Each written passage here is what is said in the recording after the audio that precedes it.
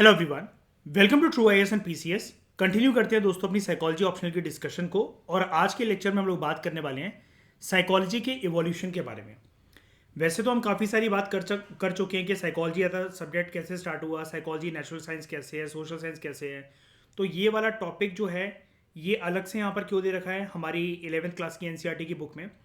देखो, evolution of psychology में आपको ये बताया जाएगा, जैसा कि हम शुरू से बात कर रहे थे इस चैप्टर के अंदर, कि साइकोलॉजी में अलग अलग साइकोलॉजिस्ट के अलग अलग मतभेद होते हैं, उनके अलग अलग ओपिनियन होते हैं, उनके ओपिनियन के अंदर हमें डिफरेंसेस देखने को मिलते हैं।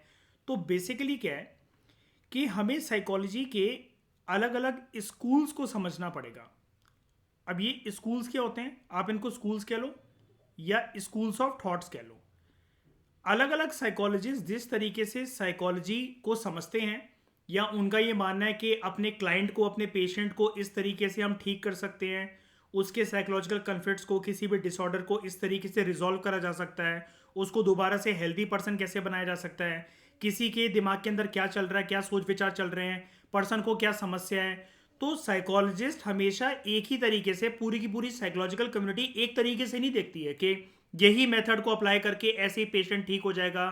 हम अपने क्लाइंट के जो भी दिमाग में कन्फ्लिक्ट चल रहा है, जो भी उसके दिमाग में डिफरेंस ऑफ ओपिनियन चल रहा है, पर्सन परेशान है, तो एक तरीके से हम उसको रिजॉल्व करते हैं। अलग अलग साइकोलॉजिस्ट अलग अलग तौर तरीके मानते हैं कि क्लाइंट को या किसी भी पेशेंट को हम अलग अलग तरीके से ठीक कर सकते हैं।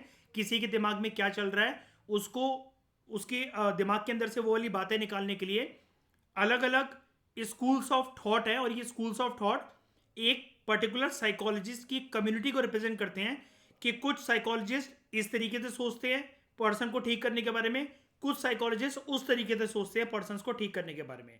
स्कूल्स ऑफ थॉट के बारे में हम एक सेपरेट लेक्चर जो है वो कवर करेंगे। नेक्स्ट लेक्चर हम उसी के बारे में बनाएंगे, जिसमें मैं आपको सारे स्कूल्स ऑफ थॉट एक ही फ्लो में कवर करवा दूंगा। फिलहाल स्कूल्स ऑफ थॉट से पहले हम ये छोटा सा लेक्चर बनाते हैं जहां पर हम बात करेंगे साइकोलॉजी के इवोल्यूशन के बारे में। अब आज के समय में देखो ईशा, में ऐसे ही समझ में आता है कि जब हम छोटे थे, साइकोलॉजी एज अ सब्जेक्ट हमें बचपन में तो नहीं पढ़ाया गया, right. 6th 7th 8th class में तो नहीं आया, ये बाद में ही आया। और इंडिया में भी अगर हम इसको देखें तो हम जानते हैं ईशा ये चीज़ बखूबी तरीके से कि साइकोलॉजी एज अ सब्जेक्ट जो आया, जो एनसीईआरटी स्कूल में पढ़ाना शुरू करी गई, वो बहुत बाद में आया। और कई लोग ऐसा सोचते हैं ये इंडिया में बाद में इसलिए आया क्योंकि वेस्टर्न कंट्रीज में ये पहले आ चुका था, ये वाला डोमेन, ये वाला सब्जेक्ट। लेकिन इस चीज में बिल्कुल भी सच्चाई नहीं है। साफ शब्दों में अगर मैं कहूं इस चीज में कि अगर आप ये मानो कि साइकोलॉजी एक वेस्टर्न सब्जेक्ट है, इसकी शुरुआत वेस्टर्न वर्ल्ड से हुई है, वेस्टर्न कंट्री से हुई है, तो ये चीज ठीक नहीं है। साइकोलॉजी का क्रेडिट भारत, इंडियन सब कॉन्टिनेंट ले सकता है, लेकिन हमने इस पर इतना ध्यान नहीं दिया इसको सेपरेट एक डिसिप्लिन बनाने के लिए। जो सारे साइंसेस का जो बाप है, जो फादर है, वो कौन है? फिलॉसफी। तो फिलॉसफी का एक डोमेन ही है साइकोलॉजी। लेकिन ये फिलॉसफी की शुरुआत हमारे भारत में बहुत पुराने समय में हुई थी, प्राचीन भारत में हुई थी। वर्धमान महावीरा गौतम बुद्धा के टाइम पर हुई थी, जिसको आप बुद्धिज्म जैनिज्म के नाम से समझते हो। वहां पर गौतम बुद्ध ने और वर्धमान महावीरा ने बोला था कि हमें अपने अंदर जो है खोजना चाहिए, सारी सच्चाइयां हमारे अंदर ही हैं, मेडिटेशन करनी चाहिए, हम बहुत सारी चीज़ों को, साइकोलॉजिकल कन्फ्लिक्ट्स को रिजॉल्व भी कर सकते हैं। लेकिन मॉडर्निटी में, मतलब अगर हम बात करें आधुनिक भारत में आते हुए, वो चीज़ खो गई। और उसके पीछे बहुत सारे कारण भी रहे हैं, क्योंकि मध्यकालीन भारत जो है वो मुसलमान शासकों का रहा है, वहाँ पर लड़ाई झगड़े, वॉर्स, कन्फ्लिक्ट्स चले हैं। फिर अंग्रेज आ गए उसके बाद। तो ये जो इतना बड़ा गैप आ गया ना, इसकी वजह से ये जो डोमेन आगे चलकर विज्ञान का एक प्रॉपर क्षेत्र बन सकता था, ये हमने खो दिया कहीं ना कहीं। वो इतिहास के पन्नों में जब ये पुराने फिलोसफर्स पुराने ज़माने में बात करते थे कि हमें अपने अंदर झांकना चाहिए, सेल्फ इंट्रोस्पेक्शन करनी चाहिए, सारी सच्चाई हमारे अंदर छुपी हुई है, दिमाग को शांत रखने के लिए मेडिटेशन करनी चाहिए, वो भी एक तरीके से साइकोलॉजिकल टेक्निक्स ही थी। लेकिन क्योंकि हमने उनकी कदर नहीं करी, इसलिए वो इतिहास के पन्नों में खो गया। समझ में आया ईशा?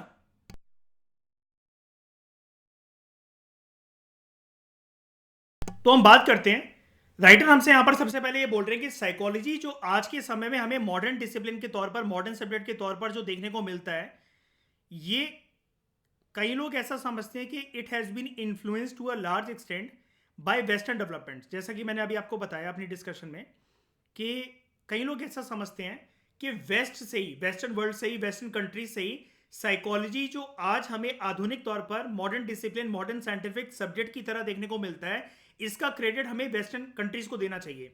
लेकिन अगर हम वेस्टर्न कंट्रीज के इतिहास को पढ़ें कि वहां पर कब से ये प्रॉपर साइंटिफिक डिसिप्लिन साइकोलॉजी के नाम से चल रहा है, तो इसका इतिहास हमें बहुत ही छोटा देखने को मिलेगा।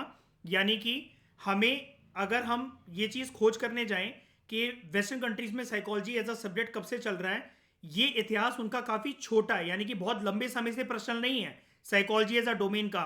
Psychology as a scientific science of mind and soul का जो स्टडी हम जिसको कहते हैं, वेस्टर्न कंट्रीज से इसका लिंक कोई बहुत ज्यादा पुराना नहीं है। इसका बल्कि जो क्रेडिट है वो एंशिएंट फिलॉसफी को जाता है। और जैसा कि आप जानते हो ईशा, एंशिएंट फिलॉसफी वैसे तो बहुत सारी कंट्रीज में इसकी शुरुआत हुई थी, लेकिन one of the first country, उसका क्रेडिट जो है एंशिएंट फिलॉसफी के डेवलपमेंट का, उसका क्रेडिट जो है वो भारत को जाता है, चाइना को जाता है। जैसे आपने 6th सेंचुरी BC के अंदर एंशिएंट हिस्ट्री को जब आप पढ़ते हो तो आपने ये जो फिलोसफिकल थिंकर्स हैं इनके बारे में सुना होगा। जैसे इंडियन सब कॉन्टिनेंट पे पैदा हुए वर्धमान महावीरा, ठीक है, जिनको एसोसिएट करा जाता है जैनिज्म के साथ, और गौतम बुद्ध जिनको फाउंडर माना जाता है बुद्धिज्म का। इसके अलावा ज़ोरोआस्ट्रियनिज्म, ठीक है, और चाइना के अंदर जो है आपको कन्फ्यूशनिज्म, ठीक है, कन्फ्यूशियस जो थे, तो उनकी जो फिलॉसफी है कन्फ्यूशनिज्म की, तो ये जो है ये फिलोसफिकल सिग्निफिकेंस के साथ आप इसको जोड़ सकते हो साइकोलॉजी एज अ डिसिप्लिन को, कि इसकी जो शुरुआत हुई है वो एंशिएंट फिलोसफी से हुई है, और साइकोलॉजिकल सिग्निफिकेंस जो है वो कहीं ना कहीं एंशिएंट फिलोसफी के साथ ही जुड़ा हुआ है। तो ऐसा कहना पूरी तरीके से कि साइकोलॉजी प्रॉपर डिसिप्लिन के तौर पर वेस्टर्न कंट्रीज में ही डेवलप हुआ, ये चीज़ पूरी की पूरी तरीके से गलत होगी। बल्कि क्रेडिट हमें लेना चाहिए कि हमारी कंट्रीज से सीखते हुए वेस्टर्न कंट्रीज ने इसको प्रॉपर एक विज्ञान का क्षेत्र बनाया साइकोलॉजी को।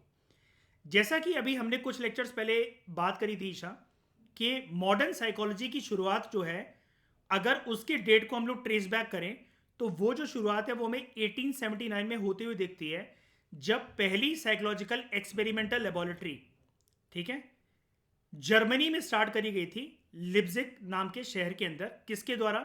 एक फेमस साइकोलॉजिस्ट के द्वारा, जिनका नाम था विल्हेम वुंड, या इनको विलियम वुंड भी कहते हैं। ये चीज पता नहीं, हमने पहले भी डिस्कस करा था इनके बारे में। ये है विलियम वुंड स्टार्टिंग में, है ना, कि ये प्रॉपर इन्होंने लेबोरेटरी बनाकर ह्यूमन बिहेवियर किस तरीके से कंडीशन होता है, किन किन सर्कमस्टांसेस से मोल्ड होता है, हमारे एक्सपीरियंसेस हमारी पर्सनैलिटी को कैसे शेप करते हैं, ये जब प्रॉपर तरीके से विज्ञान का एक क्षेत्र समझते हुए मनोविज्ञानता को, यानी कि साइकोलॉजी एज अ डिसिप्लिन को एक साइंटिफिक डोमेन में इंटीग्रेट करते हुए जब ये शुरुआत हुई, तो इसकी शुरुआत 1879 में होती है जर्मनी के शहर लिप्जिग में, by a famous psychologist of that time known as William Wundt. लेकिन बात घुमा फिरा के वहीं आ जाती है कि ये जो फिलॉसफी जुड़ी हुई है, आज हम समझे कि वेस्टर्न वर्ल्ड से सब कुछ कनेक्टेड है, ऐसा नहीं है। इसका क्रेडिट जो है हम एंशिएंट फिलोसफिकल थिंकर्स को भी दे सकते हैं, that is Vardhaman Mahavira and Gautam Buddha, ठीक है। वो अलग बात है कि विलियम वुड ने ये पहली जो साइकोलॉजिकल लेबोरेटरी, जिसकी आप इमेज देख रहे हो स्क्रीन पर, ये उन्होंने स्टैब्लिश करी थी। अब बेसिकली विलियम वुड ने ये साइकोलॉजिकल लेबोरेटरी स्टैब्लिश करी ही क्यों थी? विलियम वुड बेसिकली बहुत ज़्यादा इंटरेस्टेड रहते थे, ही हैड कीन इंटरेस्ट किस चीज़ में? In the study of conscious experience. मतलब वो घटनाक्रम जो आपको याद है, जो आपकी आंखों के सामने हुई हैं, आपका ब्रेन उनको रिकॉल कर सकता है, वो सारे के सारे एक्सपीरियंसेस, कॉन्शियस एक्सपीरियंसेस, आपको पता है कि हमारी पर्सनैलिटी को शेप करते हैं, और इसके बारे में हमने अनगिनत एग्जाम्पल्स दे देकर बातें कर रखी है ना। अच्छे एक्सपीरियंसेस आपको हैप्पी बनाएंगे, आपको खुश करेंगे, बुरे एक्सपीरियंसेस हो सकता है कि आपको तोड़कर रखते हैं, ठीक है। और विलियम वुड जो थे वो बेसिकली इस चीज को एनालाइज करना चाहते थे कि हमारा जो माइंड है वो कौन से बिल्डिंग ब्लॉक से बना हुआ है, ठीक है। और ये लेबोरेटरी जो है इसलिए भी सेटअप करी गई थी क्योंकि साइकोलॉजिस्ट या कुछ जो साइकोलॉजिकल साइंटिस्ट अगर हम उनको कहें, तो वो ये समझ गए थे कि हमारा जो ऑर्गन है ब्रेन वो अलग है, लेकिन हमारा माइंड जो है वो एक अलग तरीके से फंक्शन करता है as compare to normal functioning of an organ in our body known as brain. वो अलग बात है कि हमने पहले भी डिस्कस करा था ईशा कि बिना ब्रेन के माइंड एग्जिस्ट नहीं कर सकता। वो ऑर्गन तो चाहिए ही चाहिए ह्यूमन बॉडी के अंदर, है ना। बिना उसके तो सारे फंक्शंस इंसान के पैरालाइज हो जाएंगे, पर्सन विल बी डेड। लेकिन ब्रेन हो अगर किसी के पास है तो इसका मतलब ये नहीं है कि सबका माइंड कॉमन तरीके से वर्क करेगा। जैसा कि हमने एक स्टोरी डिस्कस करी थी ईशा अभी 1-2 लेक्चर्स पहले कि 2 लड़कियां थी जो दोस्त थी जिनके गांव में बाढ़ वगैरह आ गई थी। तो कुछ लोग ऐसी सिचुएशन में हेल्पफुल हो जाते हैं लोगों के लिए, लेकिन वहीं कुछ लोग जो है वो नज़रअंदाज कर देते हैं दूसरों की प्रॉब्लम को कि भाई हमारी समस्या थोड़ी ना है, हमारा इससे कुछ लेना देना थोड़ी ना है, हम क्यों ये हेडेक पालें। तो बेसिकली हमारा माइंड कौन से बेसिक बिल्डिंग ब्लॉक से बना हुआ है, विलियम वुड इसको स्टडी करना चाहते थे। लेकिन ईशा आप मुझे एक बात बताओ, जब से मैंने आपको साइकोलॉजी पढ़ाना शुरू करी है और जितनी आपने अभी तक डिस्कशंस मेरे साथ कवर करी हैं, तो आप मुझे बताओ क्या हम ये कह सकते हैं कि किसी भी 2 इंडिविजुअल के या फिर जो इंसान है पूरी पृथ्वी पर, उनके कुछ भी बिल्डिंग ब्लॉक्स जो होते हैं माइंड के, वो सेम होते हैं क्या हर एक सिचुएशन के अंदर? हर एक इंसान एक कॉमन तरीके से वर्क करता है क्या? ज़रूरी है क्या कि अगर आप किसी को तरसते हुए देख रहे हो, किसी को रोते हुए देख रहे हो, किसी को दुखी देख रहे हो, तो हर एक पर्सन जो है उस रोड से चलता हुआ रुक कर पूछेगा कि हाँ भाई आपको क्या हो गया, आप ऐसे उदास क्यों लग रहे हो? क्या सबको हर किसी के सुख दुख से, दर्द से, आंसुओं से लेना देना है क्या? और हर कोई दूसरों की तरक्की देखकर, खुशी देखकर क्या खुश होता है क्या? नहीं ना। तो बेसिकली बहुत बार नॉर्मल सिचुएशंस के अंदर जो इंसानों का रिएक्शन आना चाहिए, वो रिएक्शन कुछ इंसानों का बदल जाता है। आप दूसरों को हंसते हुए देख रहे हो तो आप जो है, हो सकता है क्या आप अपसेट फील कर रहे हो कि ये इतना खुश कैसे है। दूसरों को दुखी देख रहे हो तो हो सकता है कि आपको, वैसे तो रैशनल माइंड तो यही कहता है, रैशनैलिटी तो यही कहती है, मोरालिटी तो यही कहती है कि आपको दुखी होना चाहिए, एटलीस्ट उनसे पूछना चाहिए, you should have sympathy and empathy for them. लेकिन बहुत बार इंसान जो है वो दूसरों के दुख का, आंसुओं का मजा लेते हैं। तो वुंड इसी चीज को एनालाइज करना चाहते थे कि इंसानी दिमाग जो है अलग अलग परिस्थितियों में जो बिहेव करता है, तो ऐसा बिहेवियर है ही क्यों इंसानी दिमाग का, हमारे माइंड की बिल्डिंग ब्लॉक्स है क्या।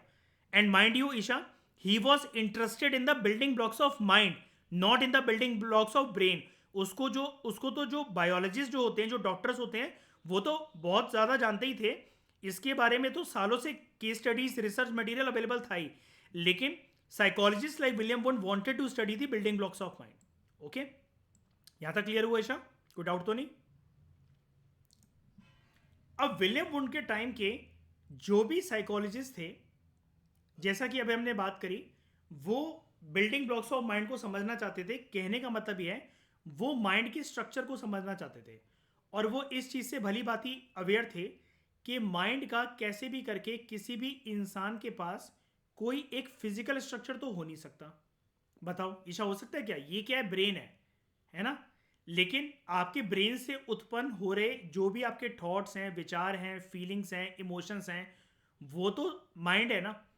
अब माइंड के लिए कोई प्रॉपर इमेजेस तो हो नहीं सकती हैं, आप उसको देख तो सकते नहीं हो, टच तो कर सकते नहीं हो, वो टेंजिबल चीज़ तो है नहीं।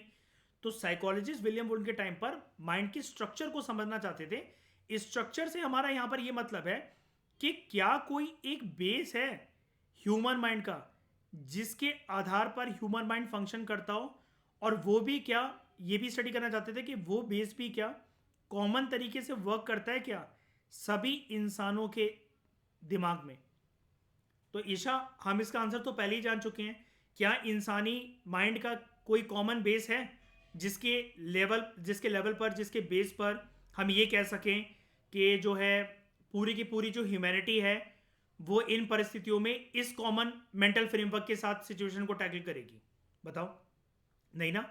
एक छोटा सा पटाखे का धमाका अगर अभी आपके रूम में हो ईशा, हो सकता है आपके शोल्डर जो है वो पंप हो जाए, एकदम से आप चौंक जाओ मतलब। लेकिन बहुत बार लोगों को फर्क भी नहीं पड़ता इस चीज से, वो नहीं चौंकते हैं, है ना। तो विलियम वुंड और उनके ज़माने के जो साइकोलॉजिस्ट थे वो माइंड के स्ट्रक्चर को समझना चाहते थे थ्रू मेथड ऑफ इंट्रोस्पेक्शन। अब ये इंट्रोस्पेक्शन जो मेथड यहां पर गिवन है ना ईशा, ये सेल्फ इंट्रोस्पेक्शन मेथड से अलग है। सेल्फ इंट्रोस्पेक्शन जो हम कॉमन टर्म बोलते हैं, उसका मतलब क्या होता है ईशा?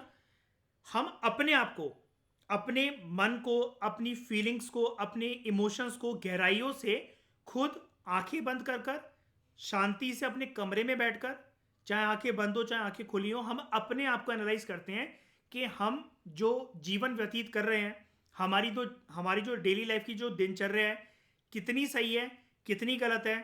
पर्सन या तो अपने आप से सेटिस्फाई होकर बिस्तर पर सोने जाएगा, या फिर गिल्ट में पर्सन सोने जाएगा, राइट? क्योंकि हमें पता होता है हम कितने सही हैं, कितने गलत हैं। लेकिन इस चीज को तो हम कहते हैं सेल्फ इंट्रोस्पेक्शन। वुंड जो है ऐसे क्लाइंट्स की, ऐसे लोगों की मदद करना चाहते थे, जैसे ऑलमोस्ट पूरी दुनिया ही इस चीज़ से शुरुआती दौर से ही दुखी है। बहुत सारे लोगों को समझ में ये नहीं आता कि वो दूसरों की तरह मोटिवेटेड क्यों नहीं बन पाते हैं, हर टाइम पर एनर्जेटिक क्यों नहीं रह पाते हैं, उनके दिमाग में अच्छे सोच विचार क्यों नहीं आते हैं, वो हमेशा प्रोडक्टिव काम क्यों नहीं करते हैं।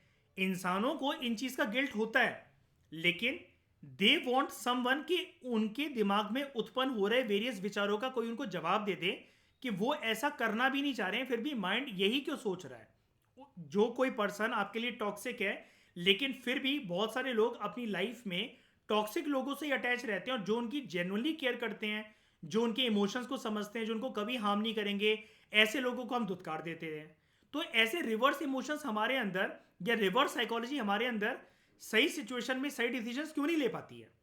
ये जो है वुंड जो है ऐसे लोगों को बड़े टाइम से ऑब्जर्व कर रहे थे, उस जमाने के साइकोलॉजिस्ट भी ऑब्जर्व कर रहे थे, और वो इंट्रोस्पेक्शन मेथड का यूज करना चाहते थे कि इंसानी दिमाग को गहराइयों पर जाकर, डीप लेवल पर जाकर समझा जा सके कि इंसानों की साइकोलॉजी, उनका basic frame of mind, mental framework, उनके इमोशंस किस तरीके से वर्क करते हैं, और उस पर्टिकुलर सिचुएशन में वो उसी तरीके से वर्क क्यों कर रहे हैं।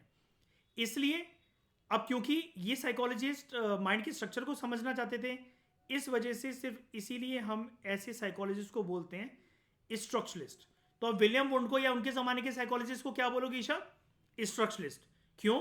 क्योंकि वो माइंड के बिल्डिंग ब्लॉक्स को स्टडी करना चाहते थे, माइंड के स्ट्रक्चर को स्टडी करने में वो इंटरेस्टेड थे through methods of introspection. Deep down the level जाकर इंसानी दिमाग को बेसिकली समझना, और उसकी वजह से इंसानों की पर्सनैलिटी को, उनके बिहेवियर को, उनके इमोशंस को, उनकी फीलिंग्स को समझना, और ये अपने क्लाइंट्स और उनके पेशेंट्स को भी बताना कि आप अगर इस पर्टिकुलर सिचुएशन में जो सोच रहे हो, समझ रहे हो, तो वो इस वजह से आपके सोच विचार आते हैं। ठीक है। अब इंट्रोस्पेक्शन एक ऐसा प्रोसीजर था जहां पर इंडिविजुअल्स, या जिनको हम कहें इन साइकोलॉजिस्ट के जो सब्जेक्ट्स थे, क्लाइंट्स को ना, या पेशेंट्स को सब्जेक्ट्स बोलते हैं हम लोग, जिसके ऊपर स्टडी करनी होती है हमें। अब यहाँ पर हमेशा ये नहीं होगा कि कोई जो सब्जेक्ट है वो बीमार है, मतलब मेंटल तौर पर बीमार है, उसको कोई डिसऑर्डर है, वो लड़की मंजुलिका बन सकती है, ऐसा हमेशा ज़रूरी नहीं होता। लोग तो छोटी छोटी चीज़ों पे भी, जैसे हो सकता है काउंसलर्स को कंसल्ट कर लेते हैं कि करियर डिसीजंस हो गया, जॉब का डिसीजन हो गया, 11th क्लास में आपको स्ट्रीम चेंज करनी है, आपको नॉन मेडिकल बैकग्राउंड में जाना है या मेडिकल फील्ड में जाना है, commerce without maths, commerce with maths, humanities में जाना है। तो बहुत बार हमें जो लाइफ में डायलेमा होता है उसको भी रिजॉल्व करने के लिए हम किसी साइकोलॉजिस्ट से या फिर काउंसलर से मदद ले सकते हैं। तो ये जो सब्जेक्ट टर्म होती है, जो क्लाइंट टर्म होती है, जो पेशेंट हम जिसको बोलते हैं, हमेशा ये वो पेशेंट नहीं होता कि जो हमेशा बीमारी है या फिर इसको कोई डिसऑर्डर ही है। तो इंट्रोस्पेक्शन एक ऐसा प्रोसेस होता है जहाँ पर इंडिविजुअल या जो सब्जेक्ट्स हैं उनके साथ कुछ साइकोलॉजिकल एक्सपेरिमेंट्स करे जाते हैं, कुछ साइकोलॉजिकल टेस्ट करे जाते हैं, और उनको ये बोला जाता है उस एक्सपेरिमेंट के अंदर कि आप हमें अपने खुद मुंह से बताओ, डिस्क्राइब करो अपने फीलिंग्स को, अपने इमोशंस को, अपने बिहेवियर को एकदम डिटेल में, कि आप अपने खुद के मेंटल प्रोसेसेस के बारे में क्या सोचते हो, और अभी तक आपके जीवन में जो जो एक्सपीरियंसेस हुए हैं वो हमसे शेयर करो। ये जो है साइकोलॉजिस्ट क्लाइंट के साथ 1-to-1 ऐसे टॉक कर कर उनकी बेसिकली क्या प्रिपेयर करते हैं। हमने शुरू में पढ़ा था ईशा, याद है, जब पर्सन अपने बारे में कुछ बता रहा होता है खुद से, काउंसलर को, साइकोलॉजिस्ट को, क्लिनिकल साइकोलॉजिस्ट को, साइकेट्रिस्ट को, उसको हम कहते हैं सेल्फ रिपोर्ट। और ऐसे साइकोलॉजिकल एक्सपेरिमेंट्स को, ऐसे साइकोलॉजिकल टेस्ट को हम लोग कहते हैं सेल्फ रिपोर्ट मेजर्स। लेकिन आप मुझे एक बात बताओ ईशा, इन सेल्फ रिपोर्ट मेजर्स में कोई एरर आ सकता है क्या? जैसे मैं आपसे बोलूं कि ईशा अभी आपके मन के अंदर क्या चल रहा है, आप मेरे बारे में क्या सोचते हो, या फिर अपने बेस्ट फ्रेंड के बारे में क्या सोचते हो, ये आप मुझे खुद अपने मुंह से बोलकर बताओ। तो इसमें मैं क्या 100% बिल्कुल वेरिफिकेशन के साथ आपके थॉट्स, इमोशंस को, आपके फेशियल एक्सप्रेशंस को वेरीफाई करते हुए एकदम सटीक, एकदम 100% सही रिपोर्ट बना सकता हूं क्या आपके बारे में? आप झूठ भी तो बोल सकते हो, और हो सकता है बहुत सारी आपकी झूठी बातों को मैं कैच भी ना कर पाऊँ, या आपका काउंसलर जो साइकोलॉजिस्ट है वो कैच ना कर सके। तो सेल्फ रिपोर्ट मेजर्स जो होते हैं या जो इंट्रोस्पेक्शन मेथड होता है ना, एक बात याद रखना ईशा हमेशा के लिए, it comes with an error. क्योंकि हो सकता है हम अभी आगे पढ़ेंगे, जैसे जैसे हम आगे प्रोसीड करेंगे चैप्टर्स में ईशा, आगे जाके आपको ये बताया जाएगा कि जो ऐसे मेथड्स होते हैं ना इंट्रोस्पेक्शन वाले या सेल्फ रिपोर्ट जिसको हम नाम दे रहे हैं, कि पर्सन को हम सामने वाले क्लाइंट को खुद बोल रहे हैं सब्जेक्ट्स को कि आप बताओ आपके मन के अंदर क्या चल रहा है, अभी तक आपके एक्सपीरियंस क्या रहे हैं। शुरुआती दौर पर हो सकता है कि वो अपने साइकोलॉजिस्ट के साथ, अपने काउंसलर के साथ कंफर्टेबल फील ना करें। अब ईशा, अपनी फर्स्ट मीटिंग के अंदर ही मान लो कि आप और मैं एक दूसरे को नहीं जानते हैं, ठीक है, आप मुझसे पढ़ने आए हो या हमारी कोई कैजुअल मीटिंग हुई और आप ऑफलाइन क्लासेस के लिए मेरे पास आ रहे हो, तो आप क्या पहले दिन ही सब कुछ ट्रस्ट करते हुए अपने पूरे जीवन में आपके साथ जो जो हुआ है, आप जिससे प्यार करते हो, जिससे नफरत करते हो, सारा चिट्ठा खोल के रख दोगे क्या आप मेरे सामने? आप सोच समझ के बात करोगे ना, पहले मुझे समझोगे ना कि ये इनके साथ मैं कितना कंफर्टेबल हूँ, कितना नहीं हूँ, ये बातें कहीं लीक तो नहीं करेंगे। और ऐसे ही तो हम लोग हर किसी के साथ रिश्ते बनाते हैं या बिगाड़ते हैं, यही होता है ना। हम धीरे धीरे करके ही तो हर किसी पर्सन से शेयर करते हैं, और ऐसा भी नहीं होता कि हर किसी पर्सन से जो है हर बातें हम अपनी शेयर करें। तो बेसिकली क्या होता है, यहाँ पर मैं आपको एक वर्ड देने जा रहा हूँ। सबसे पहले क्लाइंट और साइकोलॉजिस्ट या जो भी आपका काउंसलर है या जो भी आपके ऊपर साइकोलॉजिकल एक्सपेरिमेंट्स या टेस्ट कंडक्ट कर रहा है, उसके साथ ये बहुत ज़रूरी होता है, आपने सुना होगा ईशा, हमें उसके साथ रेपो फॉर्मेशन करना होता है। रेपो फॉर्मेशन का मतलब ये होता है मेंटली साइकोलॉजिकली आप सामने वाले पर्सन को कंफर्टेबल फील करवाओ। अगर वो सामने वाला बंदा या बंदी कंफर्टेबल फील करेंगे तभी वो अपने मन की अंदरूनी बातें आपको बता पाएंगे।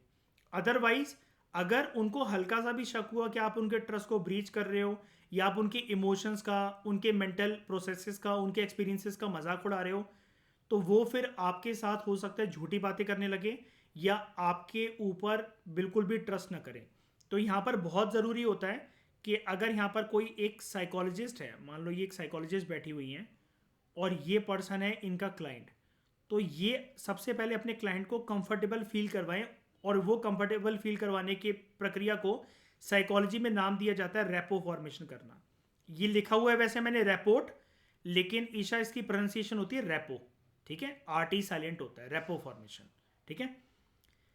लेकिन जैसा कि मैंने आपको बताया, इंट्रोस्पेक्शन एज अ मेथड जो है, it did not satisfy many other psychologist, क्योंकि इसकी लिमिटेशंस मैंने आपको पहले ही बता दी।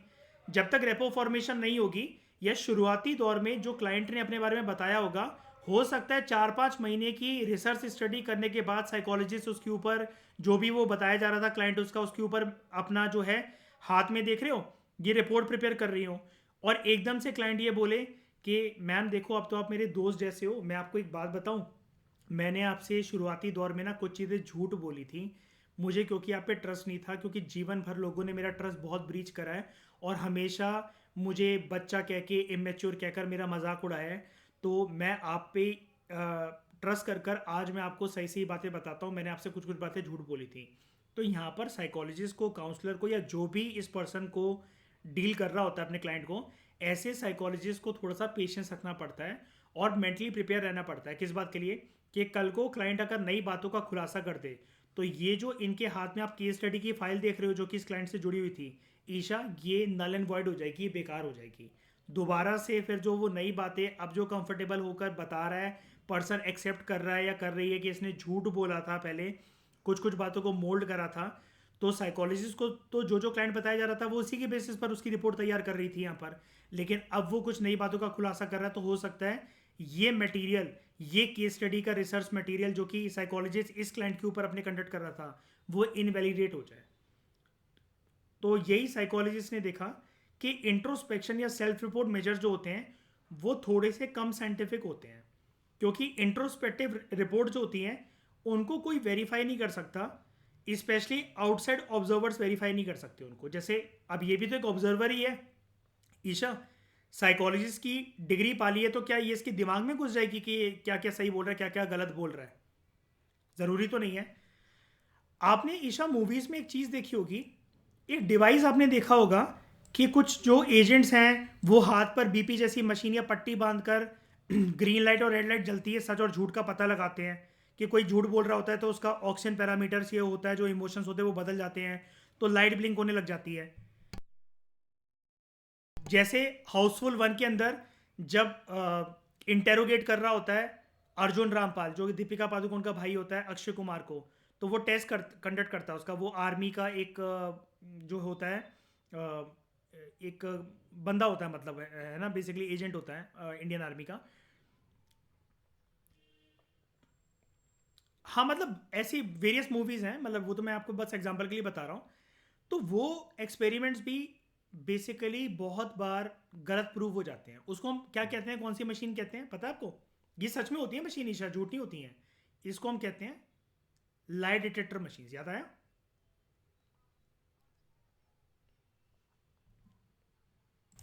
ठीक है, तो ये बहुत बार जो होता है ये भी फेल कर जाती हैं। ठीक है, क्योंकि साइकोलॉजिस्ट का ये मानना है जो आउटसाइड ऑब्जर्वर्स होते हैं, ऑब्जर्वर की भी एक लिमिटेशन होती है, हर चीज़ आप वेरीफाई नहीं कर सकते। चलो, लाइट डिटेक्टर मशीन तो इसके अंदर तो टेक्नोलॉजी वगैरह यूज़ हो रही है, पर्सन के ब्लड प्रेशर वगैरह को झूठ बोलते हुए टाइम सब कुछ डिटेक्ट करा जाएगा, उसके बेसिस पर ग्रीन लाइट या रेड लाइट चलेगी। ये तो चलो बहुत एडवांस बातें हो गई।